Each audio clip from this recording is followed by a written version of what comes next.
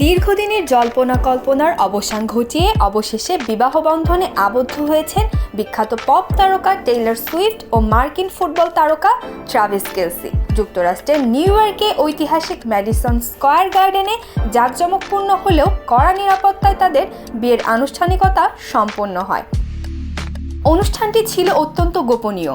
কয়েক মাস ধরে বিয়ে নিয়ে নানা গুঞ্জনের পর শুক্রবার সীমিত সংখ্যক অতিথির উপস্থিতিতে সম্পন্ন হয় বহুল প্রতীক্ষিত এই আয়োজন।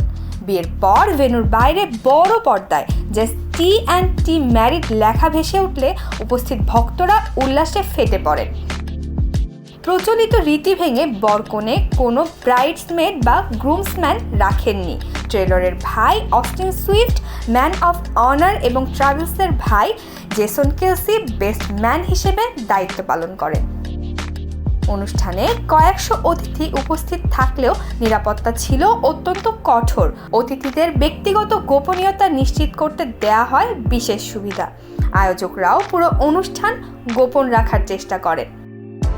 2003 সালে তাদের প্রেমের সম্পর্ক প্রকাশ্যে আসে। 2025 সালের আগস্টে বাগদানের ঘোষণা দেওয়ার পর থেকেই বিয়ে নিয়ে ভক্তদের আগ্রহ তুঙ্গে ওঠে। অবশেষে সব জল্পনার অবসান ঘটিয়ে নতুন জীবনের পথ চলা শুরু করলেন টেইলর সুইফট ও ট্রাভিস কেলসি।